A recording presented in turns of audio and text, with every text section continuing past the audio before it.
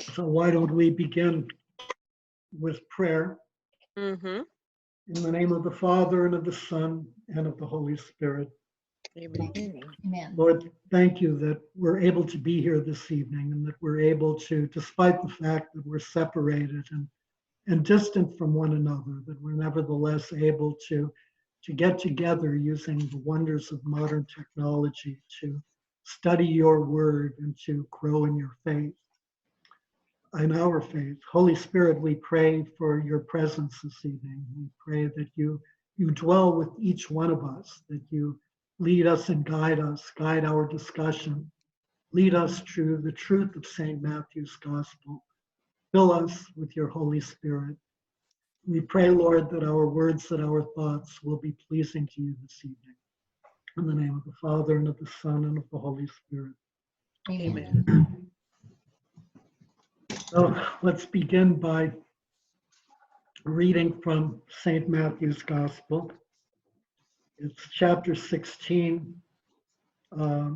verse 24 to the end of the chapter. So we hopefully will finish the chapter today, which will be quite a landmark. We're really breezing through St. Matthew's Gospel here. Then Jesus told his disciples, "If any man would come after me, let him deny himself and take up his cross and follow me. For whoever would save his life will lose it, and whoever loses his life for my sake will find it. For what will it profit a man if he gains the whole world and forfeits his life? Or what shall a man give in return for his life? For the Son of Man is to come with his angels in the glory of his Father, and then he will repay every man for what he has done. Truly, I say to you, there are some standing here who will not taste death before they see the Son of Man coming in his kingdom." So how is this related to the previous portions of the chapter? Does anyone have any thoughts about that?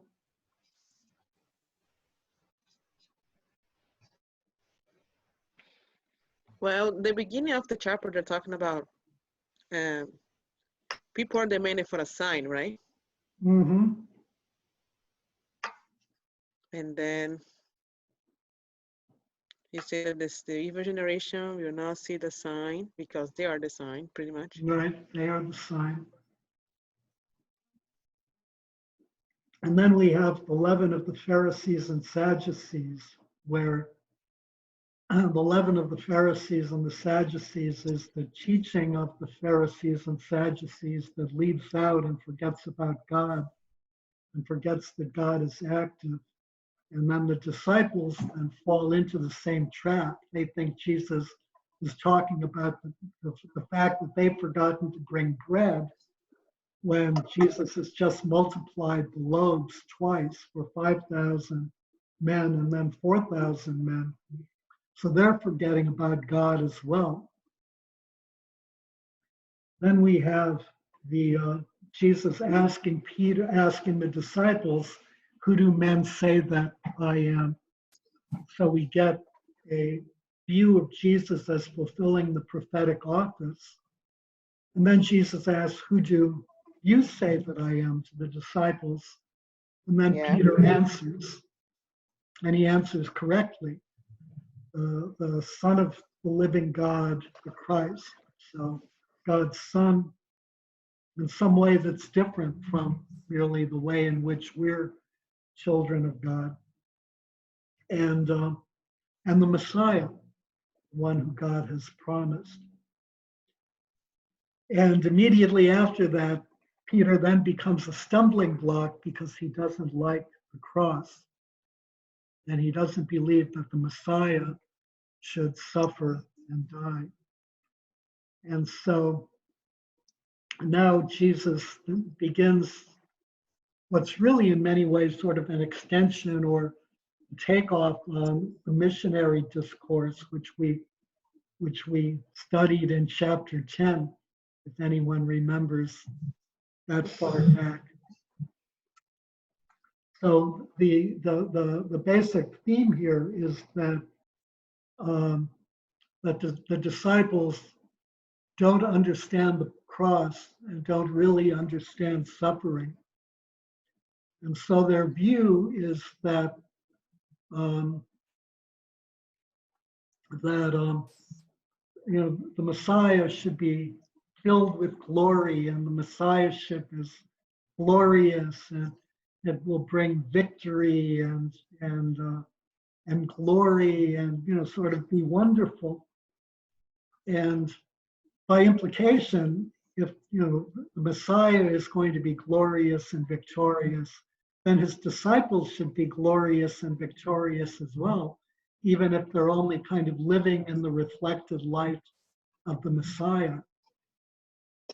And so Jesus now does this little teaching to tell them that not only must he suffer and die, but that they also have to will suffer and die. And they also have to carry their cross. And they also have to commit their lives to the gospel and to following Christ. So that's basically where this fits in. Yeah, take up the cross and follow me. And they're probably all thinking, oh my goodness, we don't want you doing that, let alone us. Right, exactly. They certainly don't.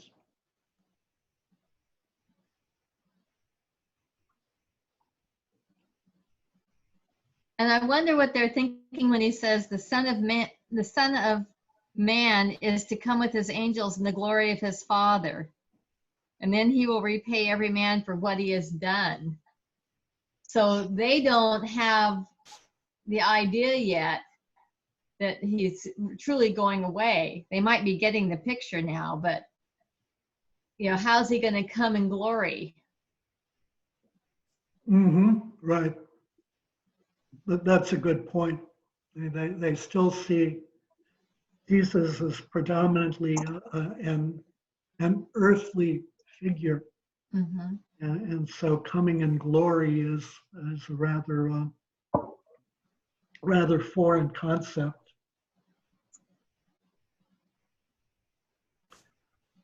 So Jesus first foretells his death and resurrection, and then he delivers this discourse, which is sort of to say that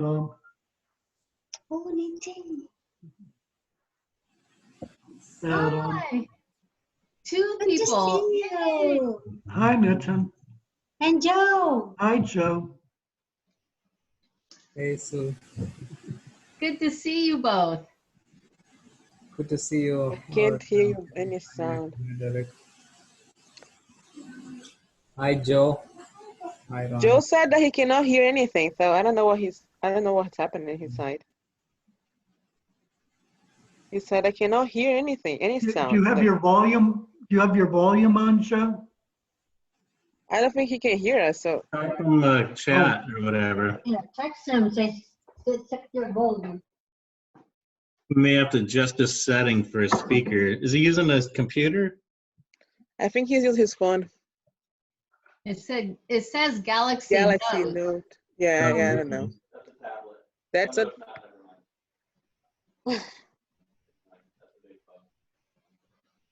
5G, so that sounds like a phone. yeah. Yeah, that is a phone. I've never had that problem with the Galaxy.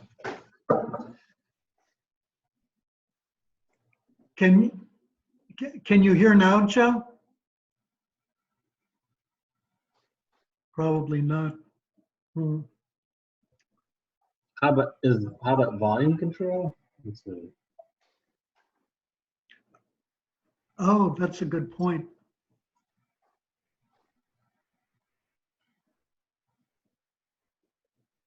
There's a media.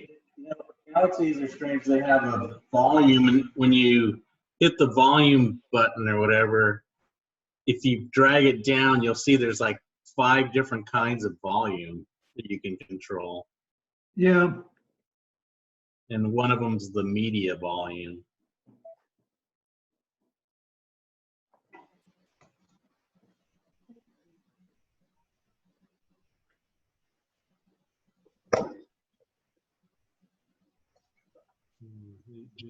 Volume control. Okay, good. Ron's talking to me. Huh? Ron's talking to me. Mitchin, how's your kids? What, Leonie? I was asking Mitchin, the Oh. kids? Uh-oh, now we can't hear you, Nitin. Your phone's off. You're muted. It's on mute.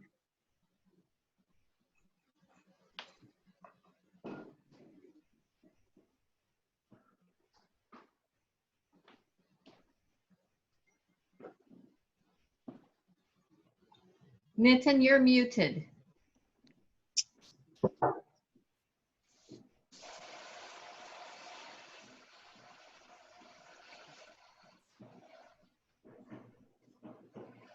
There you go. Oh, good. I'm not getting very much of this. I keep cutting out every 2 minutes. Hmm. I don't know what's wrong. What, Carmen? I said I'm cutting out every 2 minutes, so I don't know what's happening. Oh, you're losing, you're not hearing us? Well, I lose the connection and then it has to start all over again, and then it reconnects, and then it drops it again. I don't know what's going on. Yeah. Okay. So I don't know. But anyway, we're good now. Yeah, well, let's try to do the best we can. Since we're recording, I hopefully know. our class will be live and more intelligible in the recording than it is now. Okay. So basically, Jesus is talking about his own death, and then he really is telling his disciples that they're going to be in roughly the same position. And certainly that being a disciple of Christ does not involve all sorts of glory and all sorts of wonderful stuff, but it's difficult. It's difficult. So there are basically 5 sayings here. If any man would come after me, let him deny himself. Then whoever would save his life will lose it, and whoever loses it for my sake will find it. Then a third, for what will it profit a man if he gains the whole world? Fourth, what shall a man give in return for his life? Then the fifth, for the Son of Man is to come with the angels in the glory of his Father, and then come in judgment. And then we have the closing, which we should spend a good deal of time on. Truly, I say to you, there are some standing here who will not taste death before they see the Son of Man coming in his kingdom. That's a really significant statement from Jesus that in some ways has caused something of a crisis in Christianity and has been viewed as very problematic, at least since certainly over the last couple of centuries, and even since the Reformation. So the first saying, any man would come after me, let him deny himself and take up his cross and follow me. Does that sound familiar?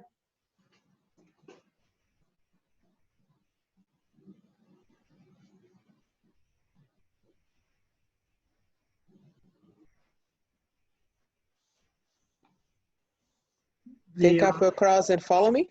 Yeah. Is not that the discipleship something like the Yes. teaching of the discipleship? I should Yeah. say it better. It's almost it's almost a duplication of some verses in the missionary discourse in chapter 10. Let's look at chapter 10, verses 38 and 39.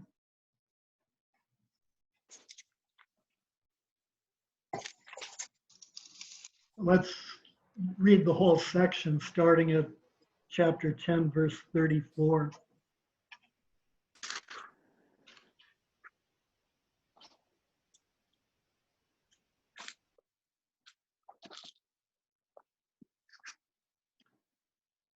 Do not think that I have come to bring peace on earth. I have not come to bring peace on earth, the sword. For I have come to set a man against his father, and a daughter against her mother, and a daughter-in-law against her mother-in-law. And a man's foes will be those of his own household. He who loves father or mother more than me is not worthy of me. And he who loves son or daughter more than me is not worthy of me. And he who does not take up his cross and follow me is not worthy of me. Mhm. He who finds his life will lose it, and he who loses his life for my sake will find it. Mm. So very similar.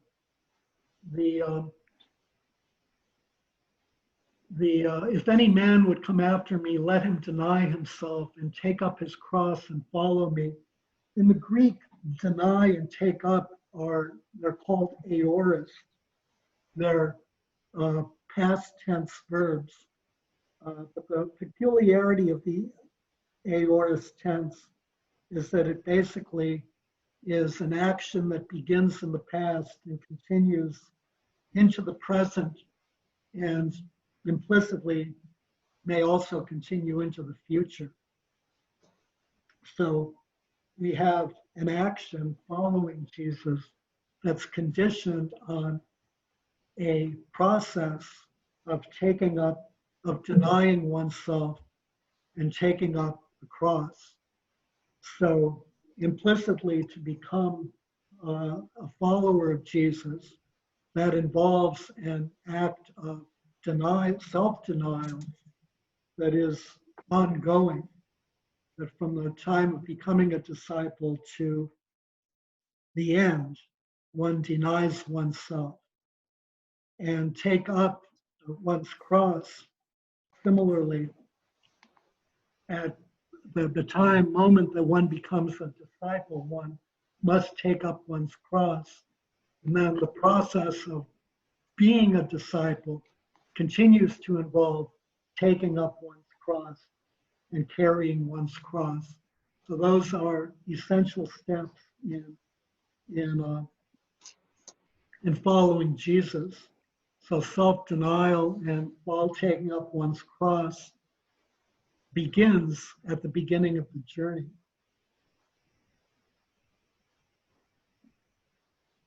So that's a rough message. Denying oneself means basically to disown oneself or to disclaim any connection with oneself.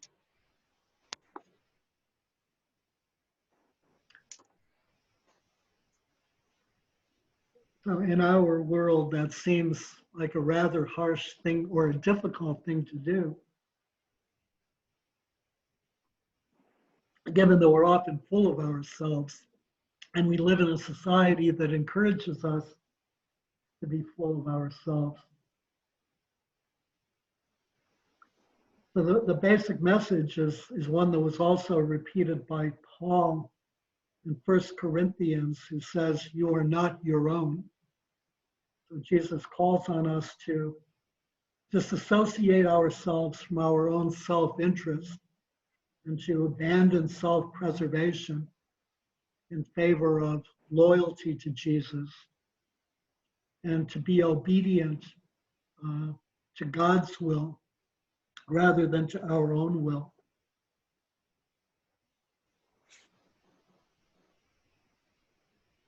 So thoughts about that?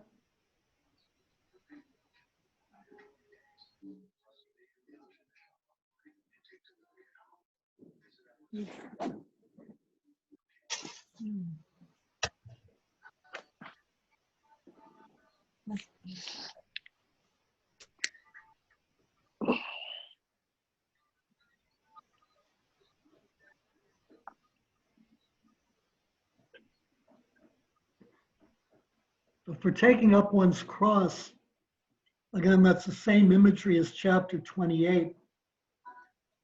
So the cross has now been, as chapter 10 rather, verse 28. So the cross has now been used twice, but Jesus hasn't actually told anyone how he's going to die.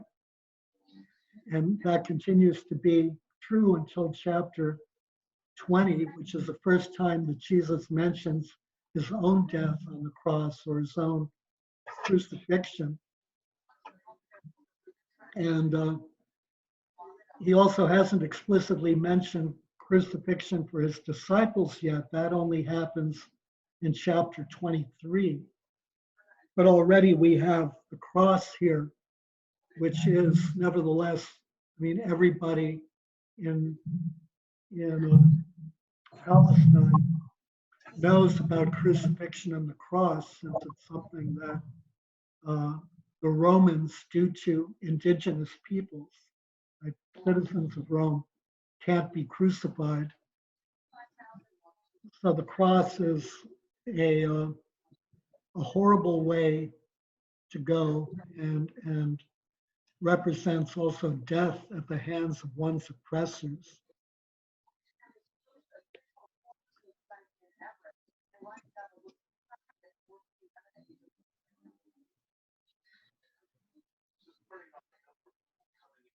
So Jesus is saying here that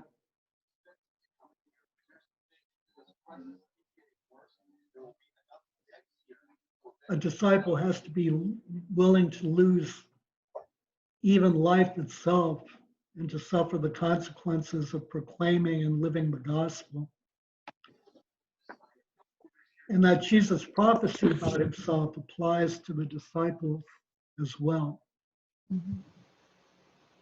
So here Jesus is very literal about what it means to carry one's cross. He actually means carrying one's cross. He's not really using it as a metaphor for one's general suffering. Although we can sort of turn it into metaphor.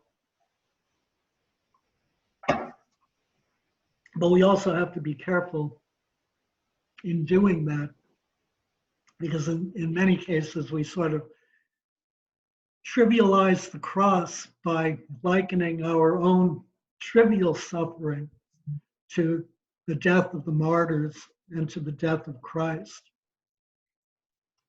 So that's something that we should always be aware of and want to avoid. You can hear people saying at this time, oh, this is a cross we have to bear for a little while.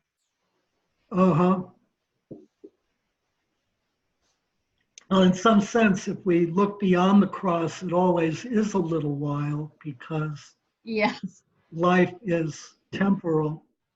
And but it doesn't seem like it when you're living it. it doesn't seem like it when you're living it.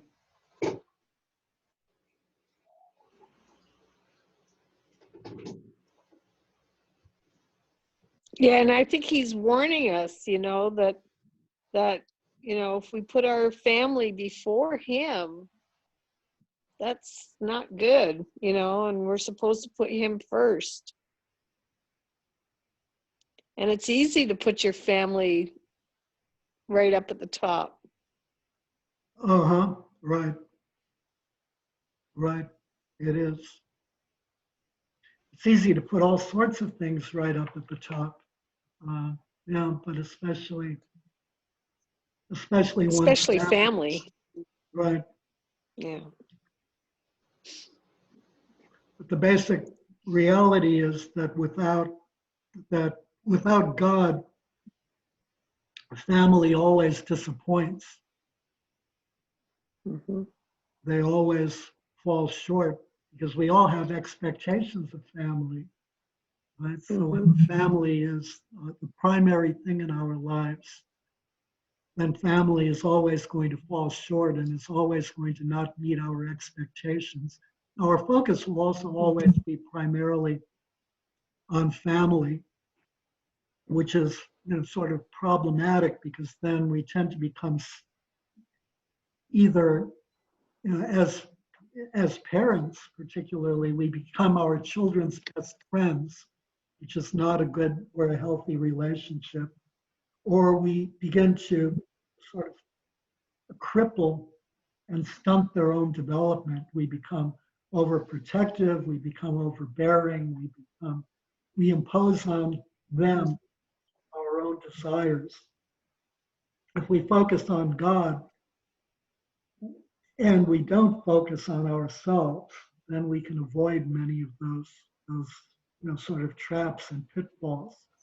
We also can begin to see our children and our family as who they are, to appreciate their strengths and weaknesses, to appreciate their struggles, to see them, to view them with compassion rather than, sort of this kind of rigid, view them from the set of rigid expectations and what they ought to be doing and the ways in which they've fallen short and disappointed us at our expense. So letting God in is I think a really important thing to building a solid relationship with one's family members, particularly with one's children.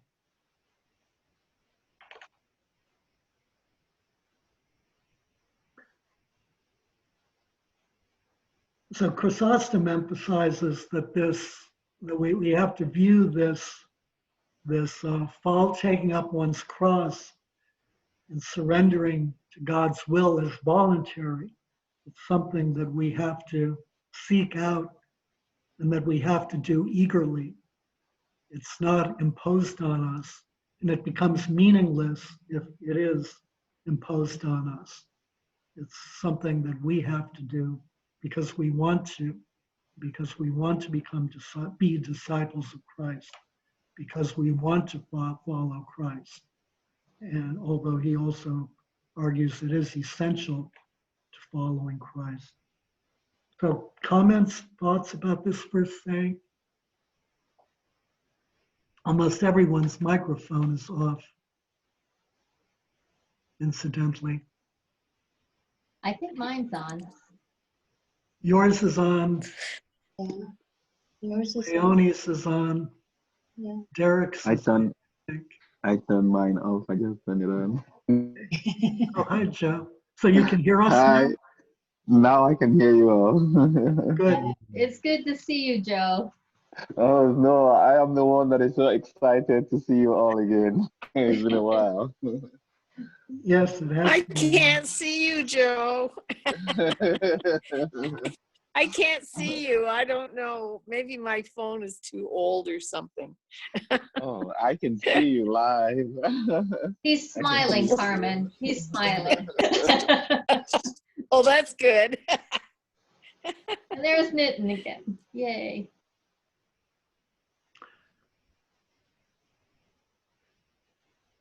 So anything else about the first saying?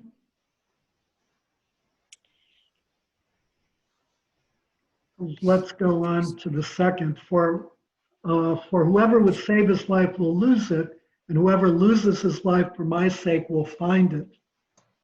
That's obviously a paradox. To gain your life, you have to lose it. And to lose your life, when you lose your life, you find it. That makes, in a strictly logical sense, no sense whatsoever. But Jesus is saying that. Does that mean by letting go and letting God, you can find your life? Is that what he's trying to say? Yeah, through the loss of life, through the cross, through denying oneself, you gain life. And so you displace your ego from the center of the universe. So, if you look at people who are, to a degree, we all suffer from a certain self-centeredness. But, if we look at people who are, extremely egocentric, to take, just an example, our illustrious president, they're miserable, unhappy people, right? They're constantly perceive themselves as constantly being under attack. They're constantly holding on to pride or material riches. They live miserable lives that are empty, and that they try to fill with all of this stuff, which is ultimately fundamentally meaningless. So they appear to, live life to the full, but in fact, they're not living life at all. They're fundamentally dead inside. And so there's a paradox that when we look to God, God brings life. And that even in death, there's life, because death has been defeated and has ultimately no hold over us. And also that in life, in surrendering ourselves, we can become people who God has intended us to become, and we can live as God has made us to live. And in that way, we actually begin to fulfill ourselves in a way that we can't when we focus on ourselves and begin and live lives exclusively for ourselves.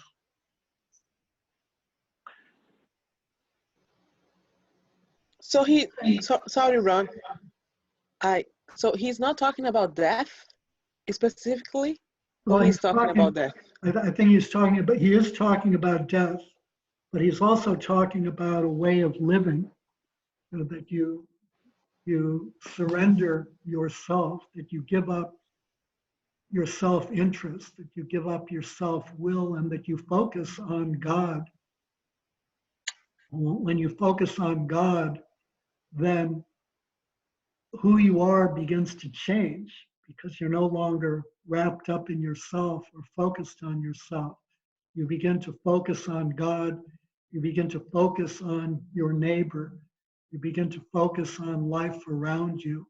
And it ceases to be all about you and all about self-preservation, and it becomes all about reaching out.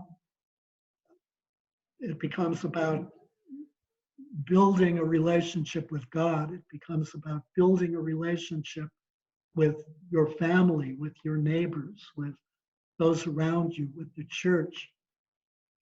And so, within that context, you have life, and death is no longer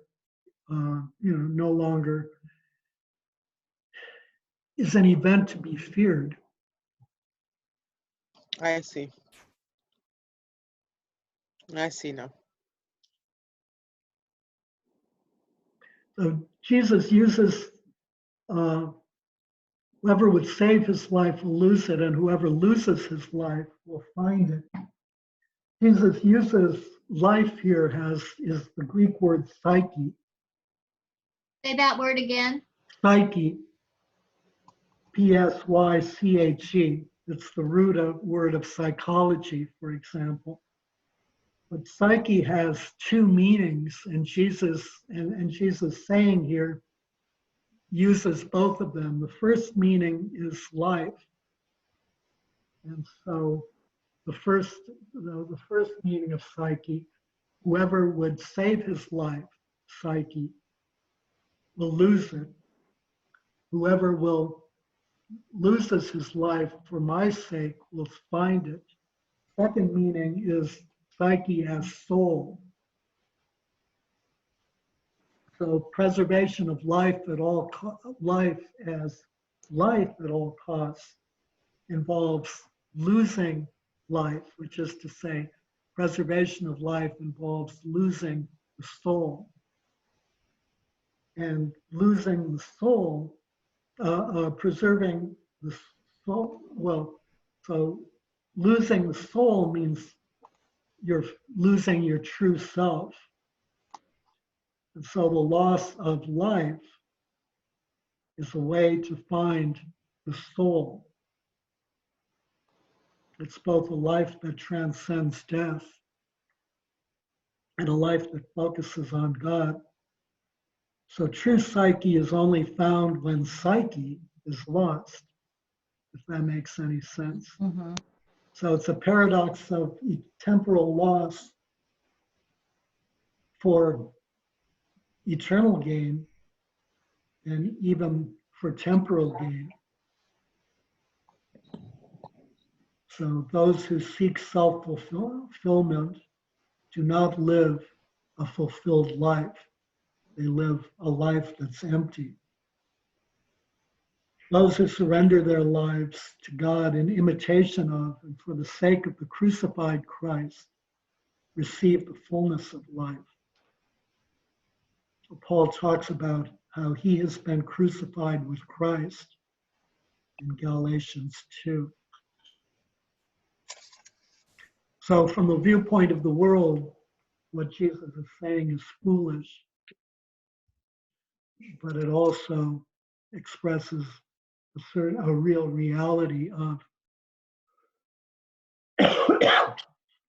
of the Christian life. So questions, thoughts?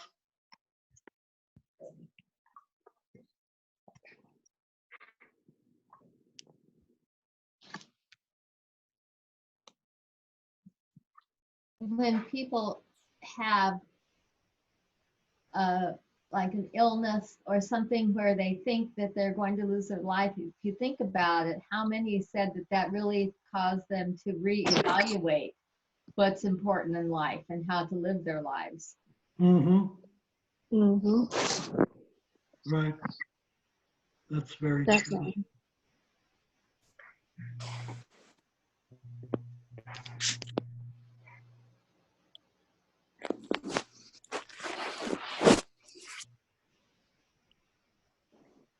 Shall we move on to the third saying? Mm-hmm.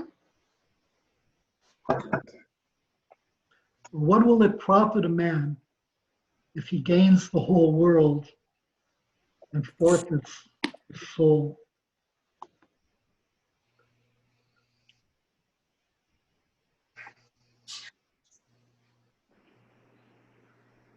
So that has echoes of the temptation in the wilderness.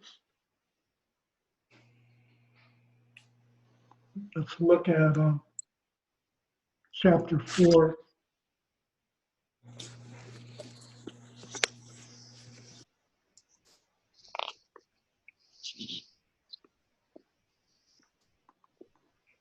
Chapter 4 of Matthew. Uh-huh. Okay.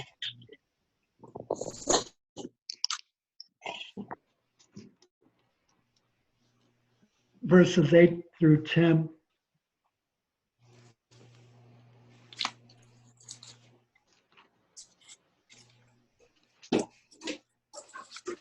It's hard to find it. It's so far back.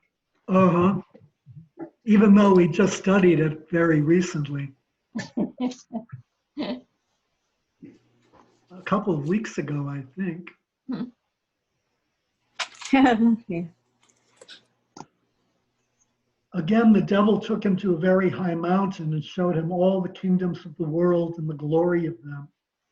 And he said to him, all these I will give you if you will fall down and worship me. Then Jesus said to him, begone, Satan, for it is written, you shall worship the Lord your God, and him only shall you serve. But Jesus has offered the whole world. Never mind, the devil really is really doing a sleight of hand and doesn't have the whole world to give, since he doesn't really own anything.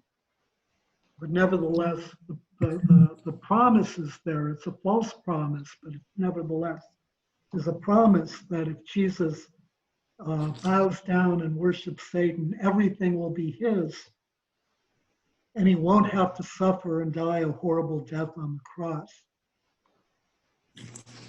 So that seems, on the face of it, like a good deal. But the devil is really offering Jesus, telling Jesus that he can gain the whole world at no cost to himself. So that's really the equivalent of forfeiting his life.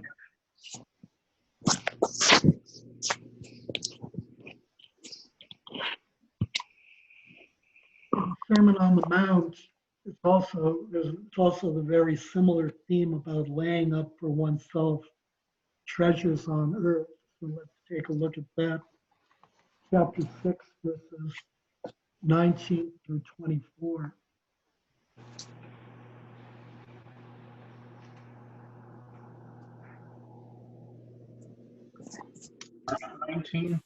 Matthew 19. Matthew 6, 19, chapter 6, verse 19. Okay.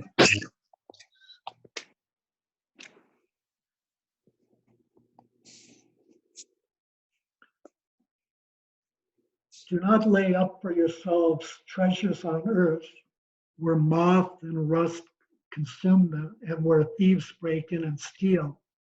But lay up for yourselves treasures in heaven, where neither moth nor rust consumes, and where thieves do not break in and steal. For where your treasure is, there will your heart be also. The eye is the lamp of the body, so if your eye is sound, your whole body will be full of light. But if your eye is not sound, your whole body will be full of darkness. If then the light in you is darkness, how great is the darkness? No one can serve two masters, for either he will hate the one and love the other, or he will be devoted to one and despise the other. You cannot serve God and mammon.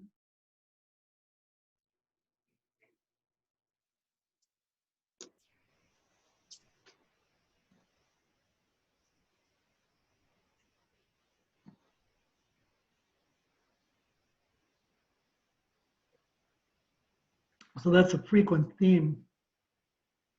It's constantly repeated by the early fathers. Also take a look at Psalm 49. A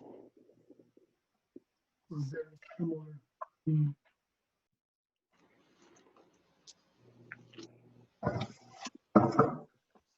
$49. Psalm 49.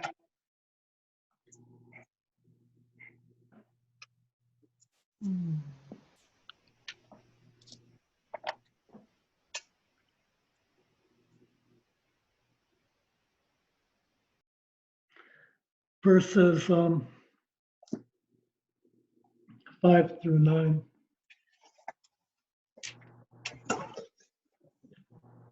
Why should I fear in times of trouble, when the iniquity of my persecutors surrounds me? Men who trust in their wealth and boast in the abundance of their riches. Truly, no man can ransom himself or give to God the price of his life. For the ransom of his life is costly and can never suffice, that he should continue to live on forever and never see the pit.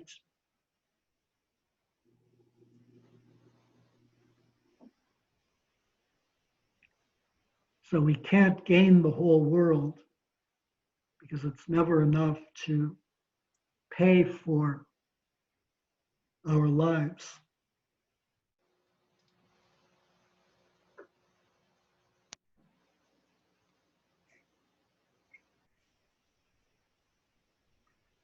The term forfeit here, incidentally, is a judicial term that refers to judgment.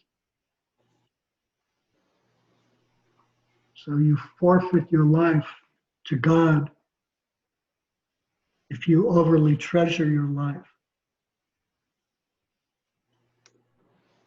And so winning the whole world becomes not success, but failure, as it would have if Jesus had accepted the evil one's temptation and been given the entire world without the cross.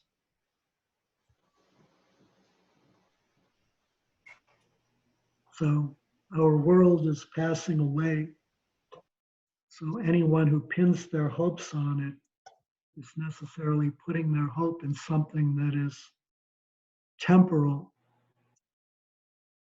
and will pass away. So thoughts or comments?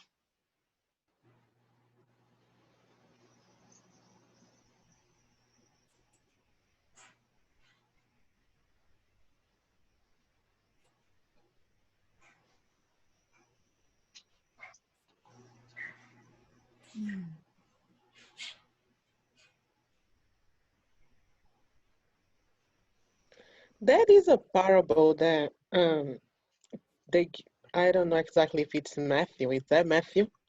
That the guy is kind of like saving a bunch of stuff, and then God says like, "Oh, you're a fool because today, like tonight, you're gonna lose your life or something like that." Right.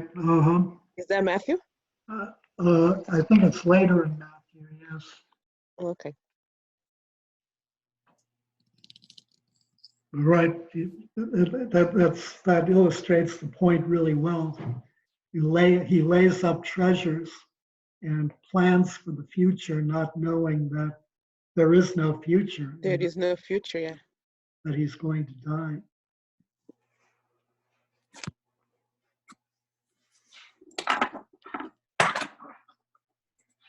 So the fourth saying, or what shall a man give in return for his life?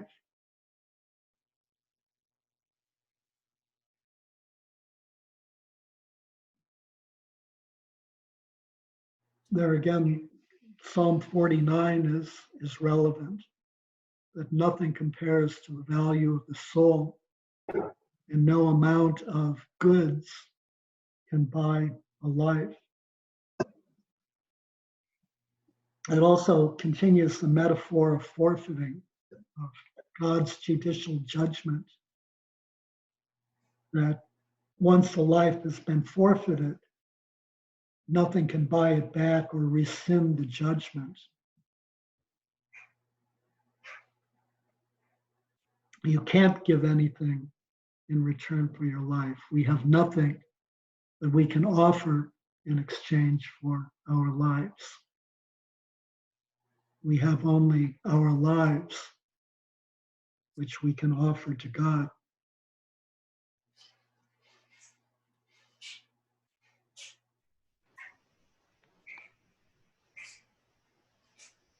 And then the final saying, for the Son of Man is to come with his angels in the glory of his Father, and then he will repay every man for what he has done. This also corresponds to Luke chapter 12, verses 8 and 9, if we want to take a look at it. I heard that 12, but what was it? Was it 8 and 9? Uh-huh. Thank you.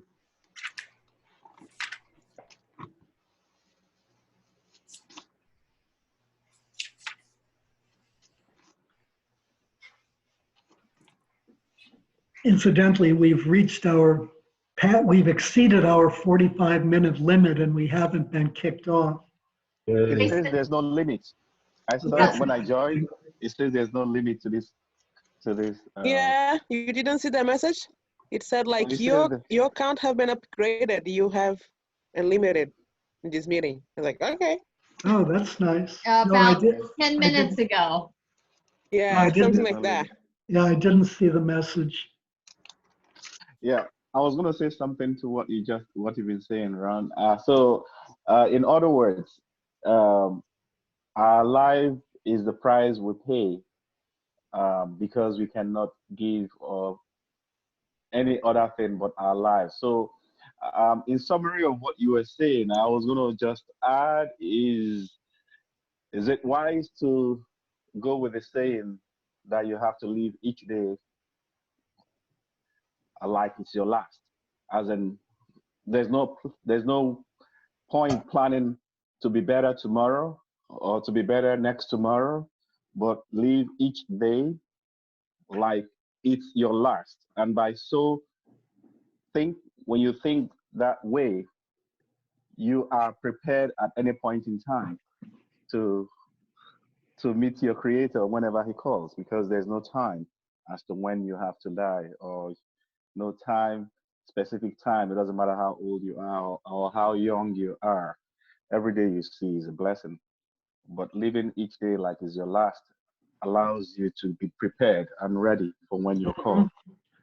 I think it's still necessary to plan, provided that one's plan is, concerns growing in God rather than, sort of accumulating then gratifying oneself.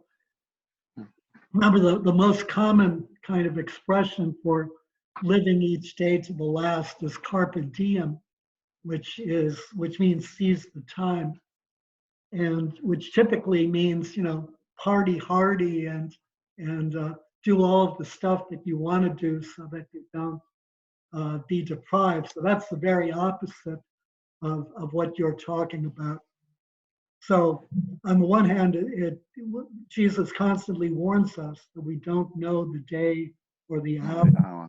We don't know the day or the hour of our own deaths.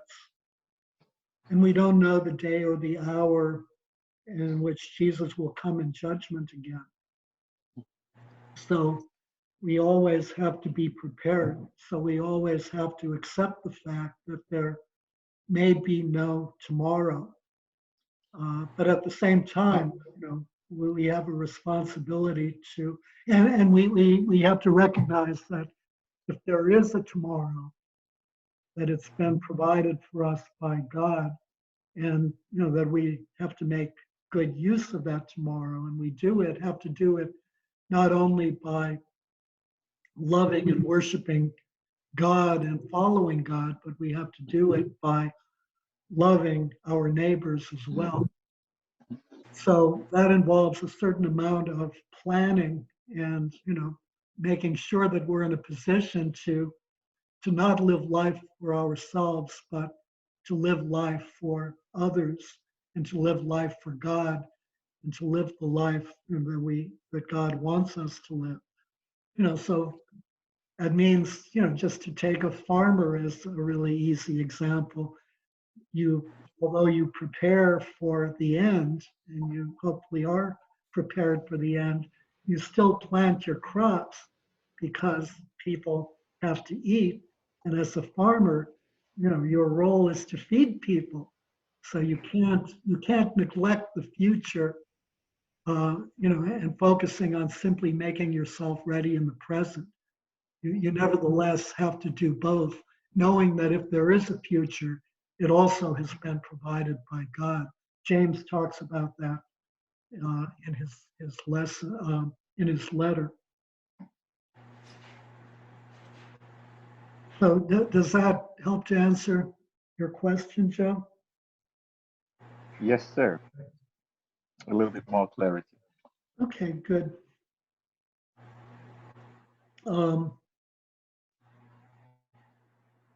So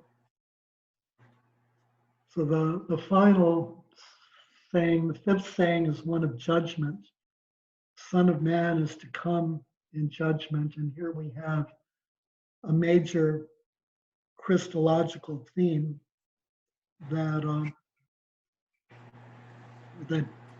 we see the identity of Jesus as both Messiah and Son of God, as Peter had originally pointed out when Jesus told him he was given this by the inspiration of the Holy Spirit. We also see in this whole discourse Jesus as the suffering servant who's to undergo his passion and be resurrected. Then we see Jesus as the future eschatological judge, the Son of Man of Daniel 7. So let's take a look at Daniel 7.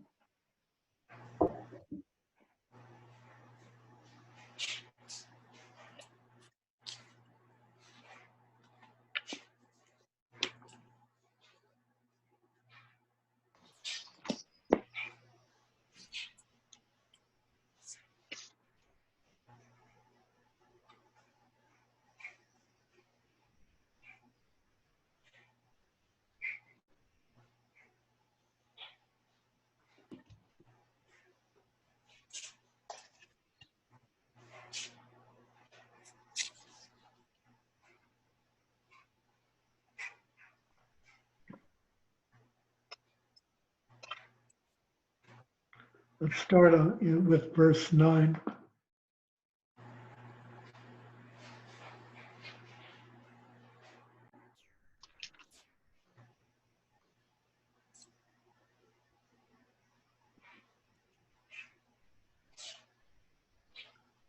As I looked, thrones were placed, and one that was Ancient of Days took his seat.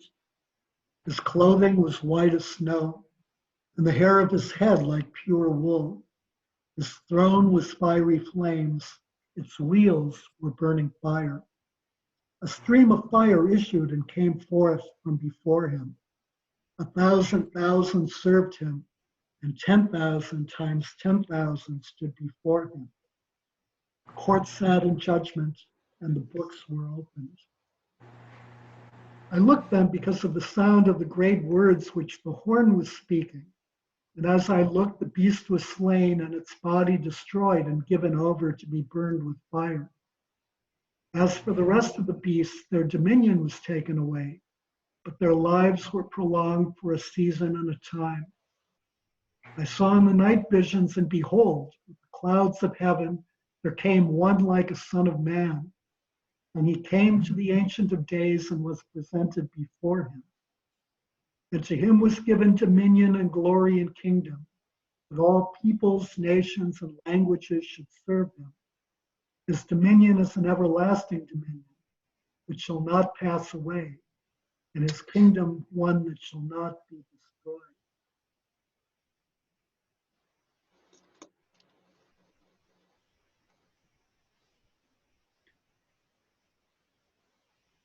Then let's jump to verse 26.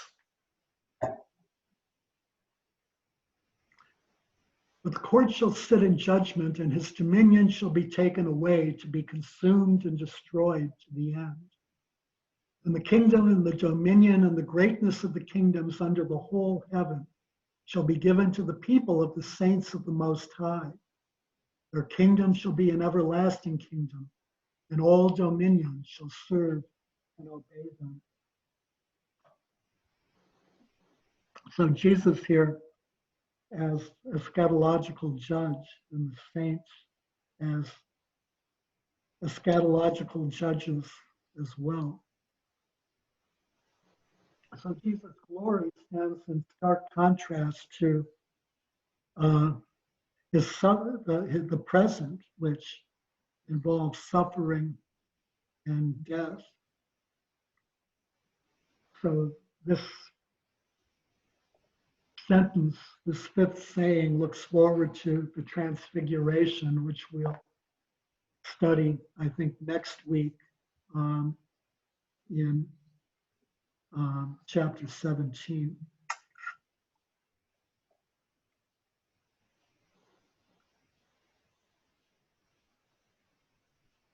And so Jesus tells us that everyone will be repaid.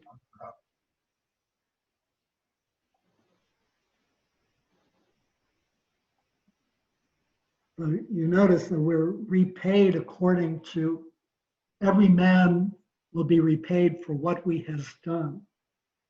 Psalm 62 says, "For you repay a man according to his work." Proverbs 24, verse 12 asks, "Will he not repay man according to his work?" So all of these speak about judgment really by God the Father, but here it's transferred to the Son of Man, to Jesus. But you notice that we're repaid for our works, which doesn't really harmonize very well with the Reformation theme of salvation by faith alone, since faith alone doesn't involve works. It involves some abstract letting Jesus into your heart. So questions about that?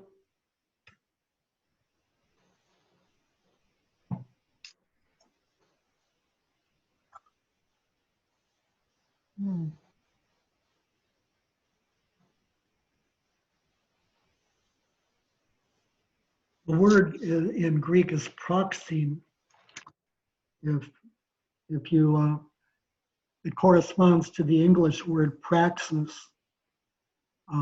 So it's one's behavior and one's actions. It's very concrete. So if you love the Lord your God with all your heart, if you follow Jesus, then your actions to your neighbor, who you also love, reflect your love of God. But at the same time, we shouldn't be like doing stuff thinking that we're gonna be repaid, right? Well, we should live lives that free us from living in fear of being repaid.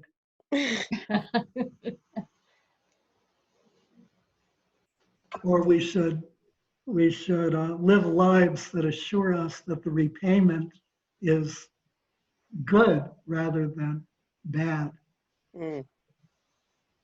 So we should live lives of sacrifice. You know, in the Eucharist, we should present ourselves as a living sacrifice. We should allow ourselves to be transformed by God's grace. We should allow ourselves to be transformed in the image of Christ, and we should live lives in which we recognize that as individuals, we are representatives of Christ in the world, that when others, and particularly non-believers, look at us, we want them to see an image of Christ rather than, an image of the evil one or of ourselves.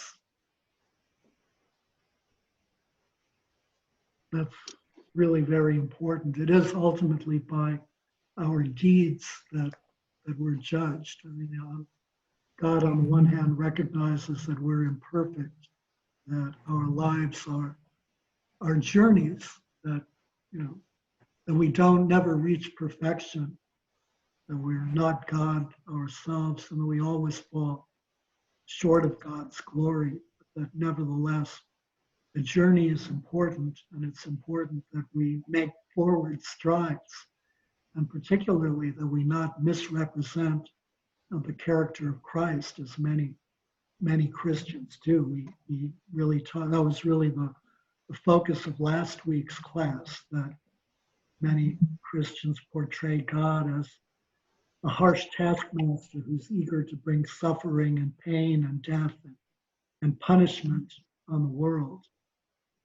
And that's simply not who God is. All of those people are presenting Satan as God.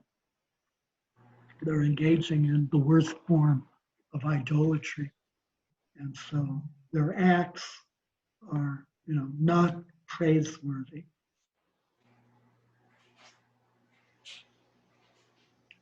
So, other questions about that?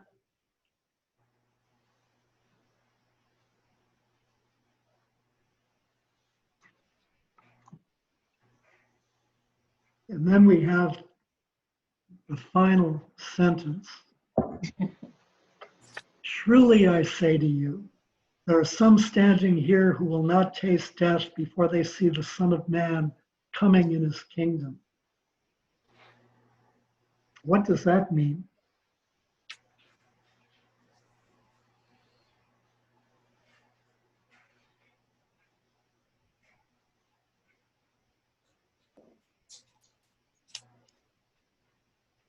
Well. What does that mean, Ron? Yeah, what does it mean? In most, it's typically viewed as a reference to the second coming. Does it mean we'll still be here on earth waiting for him to come? Well, it means that if we interpret it literally, it means that the disciples to whom Jesus is speaking, at least some of them, should have seen Son of Man coming in his kingdom. Actually, I think it means when he rose into the resurrection. That's what I was thinking. The resurrection can be like Jesus Because- showing his reign. I don't know. Yeah, because most of them, they've all died. And so when he says some standing here who will not taste death, actually, I don't know that any of them tasted death before he was resurrected, though, unless death meaning the death of their soul because they, like Judas. Oh, yeah, he's saying that that at least some will be alive when he comes in their into his kingdom. So this occurs here. It also occurs in the Olivet. Actually, yeah, it occurs in the Olivet discourse, and it occurs in Jesus' trial. Let's look at verse 24, chapter 24, verse 34. Let's start at chapter 24, verse 32.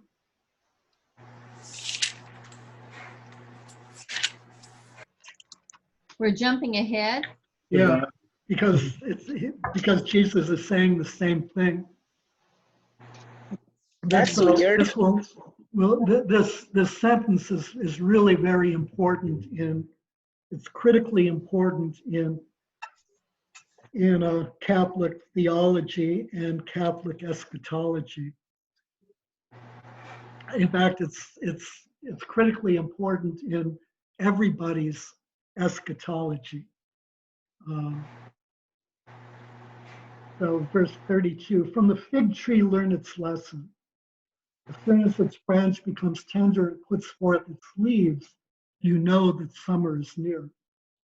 So also when you see all these things, the signs that Jesus has been talking about in the Olivet Discourse, you know that he is near at the very gates. Truly, I say to you, this generation will not pass away till all these things take place. Heaven and earth will pass away, but my words will not pass away. So whatever Jesus is predicting here will occur within that generation. And also look at chapter 26, verse 64. This is where Jesus appears before Caiaphas, the high priest.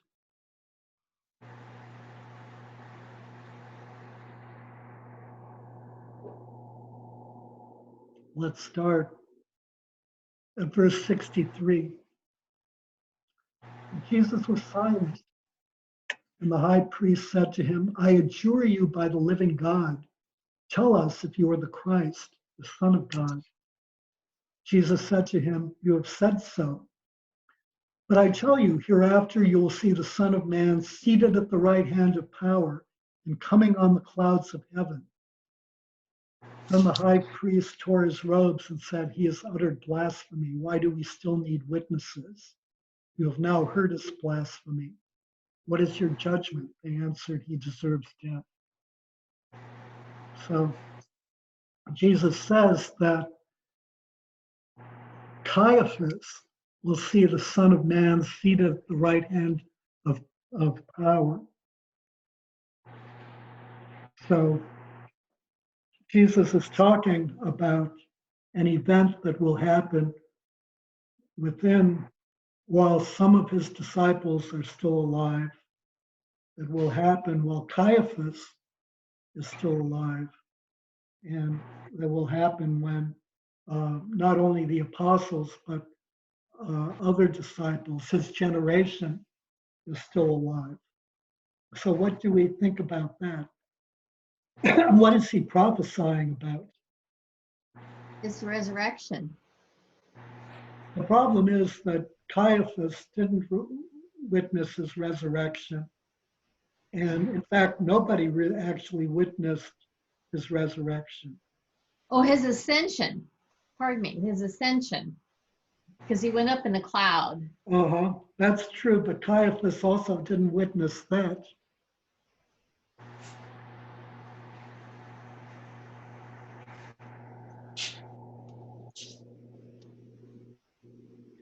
So in some sense, the ascension, although, however, although, certainly it's significant, from the viewpoint of spectators, is in many ways a private affair. Resurrection is an even more private affair. Jesus appeared to a fairly limited number of people. So what is he talking about? Is he talking about the second coming, first of all? I mean, looks like he's talking from the second coming, but talking about the second coming, but at the same time, nobody knows when he's gonna come again. So how you can tell like that those people are gonna be alive? This generation. I mean, are we Uh-huh. part of the generation that's gonna be alive? Like Right, like right. So, right, in the Olivet Discourse, he says,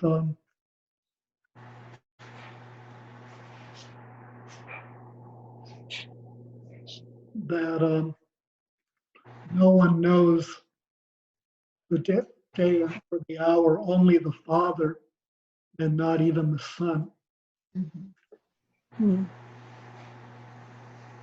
So,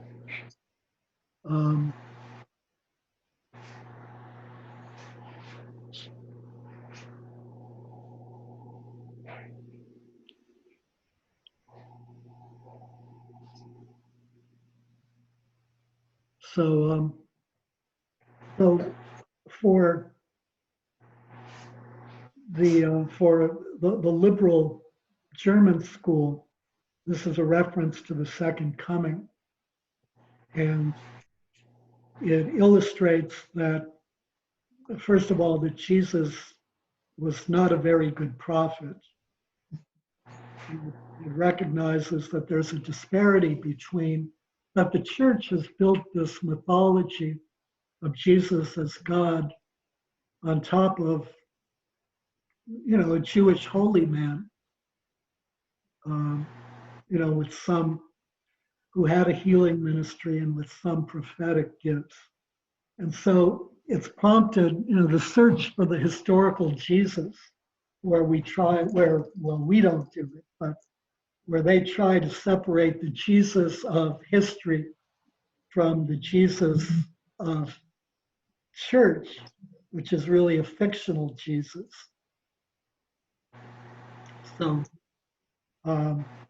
So this prophecy and its interpretation as the second coming is, in many ways, has been used by the liberal German school to undermine faith and to undermine, some of the core tenets of Christianity. For premillennial dispensationalists, it's also viewed as a reference to the second coming. But the thing about not tasting death is sort of dispensed, and this kind of hiatus is inserted into, sort of the timeline. So there's this belief that God's intent was that, so Jesus came to evangelize the Jews. And of course, that mission supposedly was not successful, and instead Jesus was crucified and rejected by his own people. So that caused the beginning of the church age, which is a new dispensation. And in some sense, that stops the clock, as it were, on Jesus' prophecy. which then resumes once Israel as a nation is reconstituted in 1946.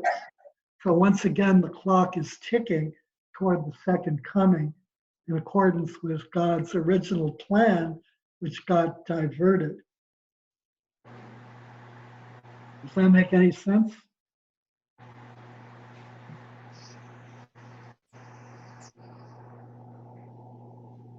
Maybe they're talking about will not taste death because they lived a life following Christ. They'll No, live I think forever in heaven. in this is in the Catholic tradition, this is interpreted literally. He says they will not taste death, and he means death as physical life. They will not taste Okay. physical death. So, so Jesus says, before they see the Son of Man coming in his kingdom. So once again, he's referring to Daniel, right? So let's go back to Daniel, chapter 7.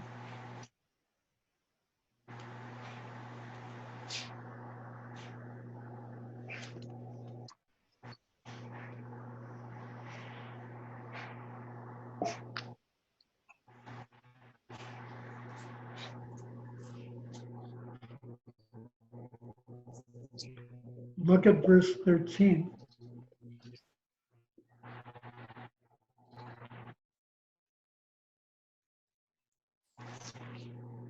I saw in the night visions, and behold, with the clouds of heaven there came one like a son of man. And he came to the Ancient of Days and was presented before him. And to him was given dominion and glory and kingdom, that all peoples, nations, and languages should serve him. His dominion is an everlasting dominion which shall not pass away, and his kingdom one that shall not be destroyed. So Jesus is claiming that prophecy for himself as he tells his disciples they will not taste death before they see the Son of Man coming in his kingdom. What does it mean to be coming in his kingdom? Given Daniel's vision, Daniel's prophecy. Where is he coming?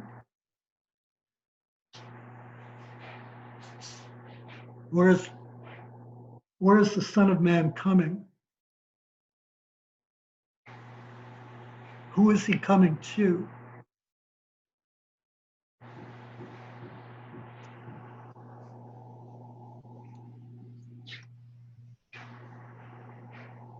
So he's coming to save us, right?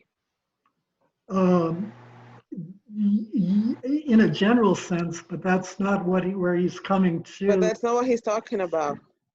Okay. Well, Ancient of Days is God the Father, right? The Ancient of Days is God the Father, yes. So where is Jesus coming?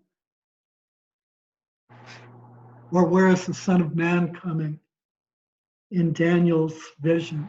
Well, he was coming to earth to establish his church. No, he's not coming to earth.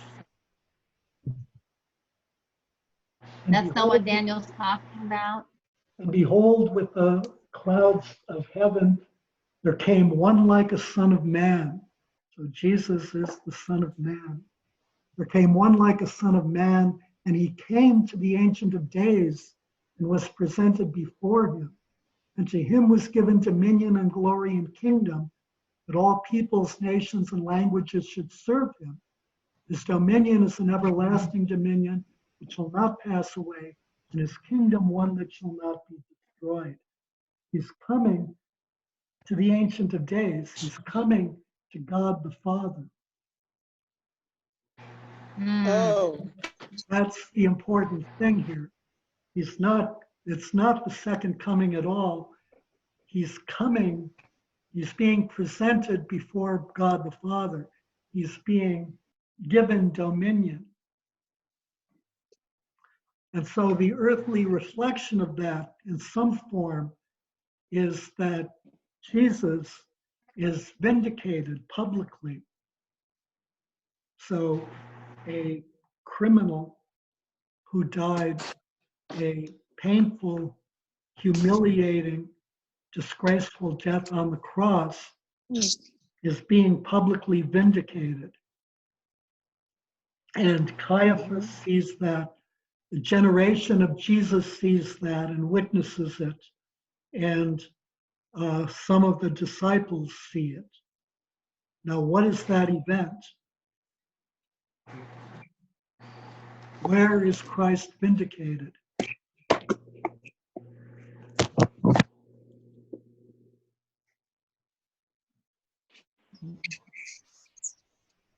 On the cross. What, Joe?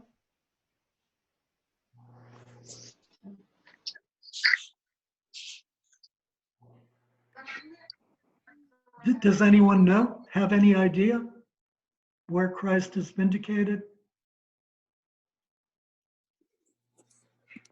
On the cross? No, not on the cross. No? I mean, that's a No? humiliating death.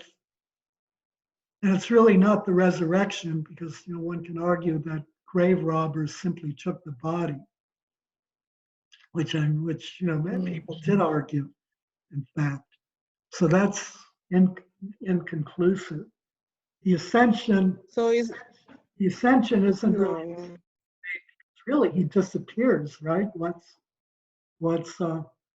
Unless you've seen it and Caiaphas isn't there to see it, since it happens in Galilee, that's not a good candidate either. So where do we see Jesus vindicated? Is it in the proclamation of his name all over the world? No, that is really more a consequence of his vindication than an indication of his vindication. No one knows? In his baptism, when God claimed him, but Caiaphas wasn't there. That's too early. I mean, that's not a vindication.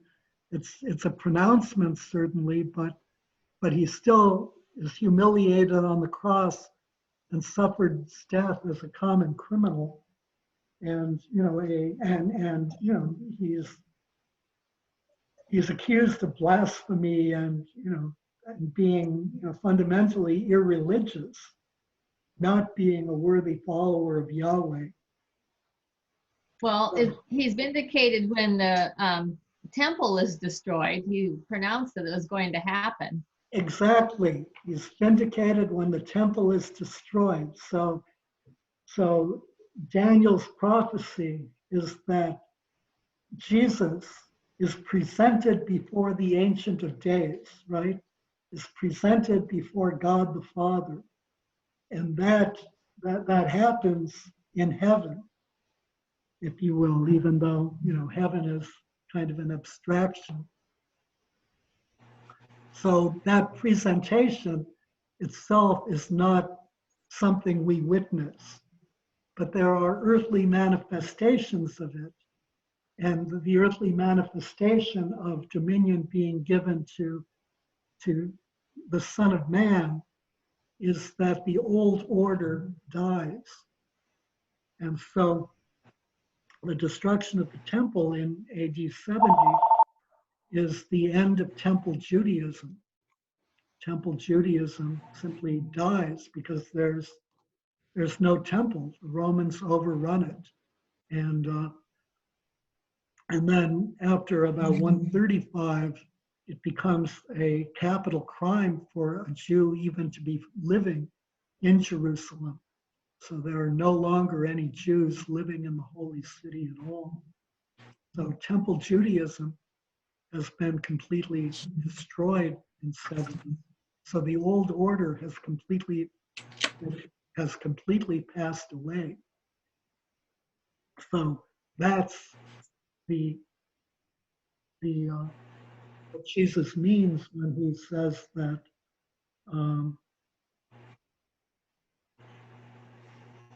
some Caiaphas, this generation, some of his disciples will not taste death before they see the Son of Man coming in his kingdom. The prophecy is fulfilled. Jesus' prophecy is accurate, and the destruction of the temple means the vindication of Christ. It means that Christ was who he said he was, that he was not a false prophet, that he was not a blasphemer, that he was the Son of God and the Son of Man. So we'll discuss that in a lot greater detail when we look at the Olivet Discourse in detail. It's really important to understand that the interpretation here, since it's really fundamental for Catholic eschatology, and also really fundamental, from an apologetical viewpoint, in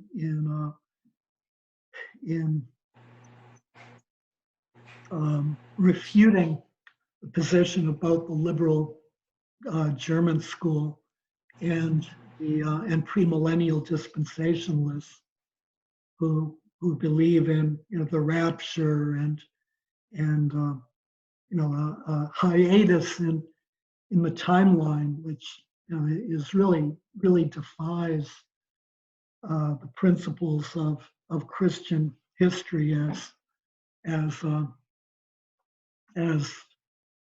they're implied actually in both in St. Matthew's Gospel and in the letter to the Hebrews, and as they're really very explicitly defined in the 5th century rather, by St. Vincent of Lorraine, who was really the father of Christian historiography. So are there questions about that? Is that clear? It is really critically important.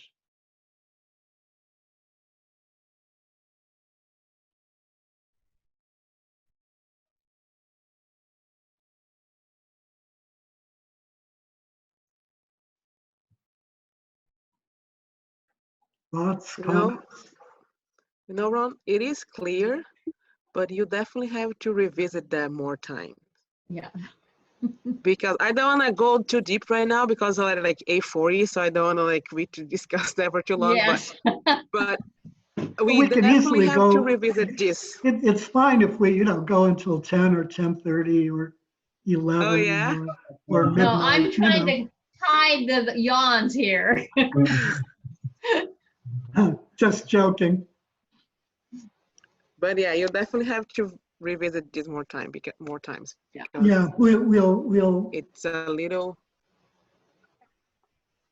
to understand. How about time for prayers? What? How about time for prayers, prayer needs? Yeah, we'll do that. We'll revisit it when we do the Olivet Discourse.